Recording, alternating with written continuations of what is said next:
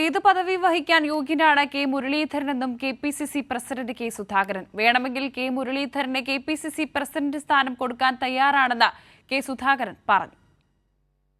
തൃശൂരിലെ തോൽവിക്കു പിന്നാലെ കോൺഗ്രസ് നേതൃത്വത്തോട് കടുത്ത അമർഷത്തിലാണ് കെ മുരളീധരൻ.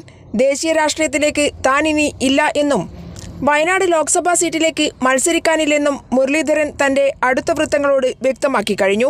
കെ.പി.സി.സി പ്രസിഡന്റ് സ്ഥാനം ആണ് കെ മുരളീധരന്റെ മനസ്സിലെന്നാണ് പുറത്തുവരുന്ന സൂചനകൾ. കെ മുരളീധരൻ സജീവമായി രാഷ്ട്രീയ രംഗത്തുണ്ടാവുമെന്നും തൃശൂരിലെ തോൽവി പാർട്ടി സമഗ്രമായി അന്വേഷിക്കുമെന്നും മുരളി തെരഞ്ഞെടുപ്പിന് ശേഷമുള്ള താൽക്കാലിക വിശ്രമത്തിൽ ആണെന്നുമായിരുന്നു കെ മുരളീധരനെ കണ്ട എം.കെ. രാഘവന്റെ പ്രതികരണം. കേരളത്തിലെ കോൺഗ്രസ് നേതാവാണ്. പരാജയ കാര്യങ്ങൾ പാർട്ടി അവിടെ പരിശോധിക്കും, സ്വീകരിക്കും. അതുകൊണ്ട് മുരളി പൂർവാധികം ശക്തിയോടുകൂടി രംഗത്താണ്. എ ഗ്രൂപ്പിന്റെ പിന്തുണയോടെ കെ.പി.സി.സിയുടെ അമരത്തേക്ക് എത്താനാണ് മുരളീധരന്റെ നീക്കം.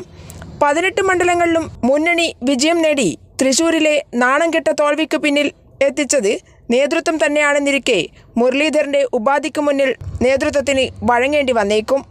അതേസമയം ഇന്ന് മുരളീധരനുമായി കൂടിക്കാഴ്ചയില്ലെന്നാണ് കെ.പി.സി.സി പ്രസിഡന്റ് കണ്ണൂരിൽ വ്യക്തമാക്കിയത്. വേണമെങ്കിൽ കെ മുരളീധരന് കെ.പി.സി.സി പ്രസിഡന്റ് സ്ഥാനം കൊടുക്കാൻ തയ്യാറാണെന്നും കെ സുധാകരൻ പറഞ്ഞു. കെ.പി.സി.സി പ്രസിഡന്റ് സ്ഥാനത്തിൽ കടിച്ചു തൂങ്ങില്ലെന്നും കെ സുധാകരൻ കണ്ണൂരിൽ മാധ്യമപ്രവർത്തകരോട് പറഞ്ഞു. അത് പാർട്ടി തലത്തിൽ സംസാരിക്കുമല്ലോ, സംസാരിക്കാണ്ടിരിക്കാൻ പറ്റും. മുരളിയെ പോലെ ഒരാളെ വീണ് പിടിച്ച് കൂട്ടിക്കൊണ്ടിരുന്നില്ലേ, അത് സ്വാഭാവികം. അത് നോക്കാം, അതൊക്കെ രാഷ്ട്രീയം നമുക്കറിയാന്നേ. നിങ്ങളെല്ലാം നമ്മളെ പഠിപ്പിക്കല്ല. എപ്പോഴാണ് കത്തി വെക്കേണ്ടത്, എപ്പോഴാണ് കൊത്തേണ്ടുന്നത്, എപ്പോഴാണ് കയറേണ്ടത്, എപ്പോഴാണ് സ്റ്റിച്ച് ചെയ്യേണ്ടത്, അതൊക്കെ നമുക്കറിയാം. നമ്മൾ നല്ല ഓപ്പറേറ്റേഴ്സാണ്.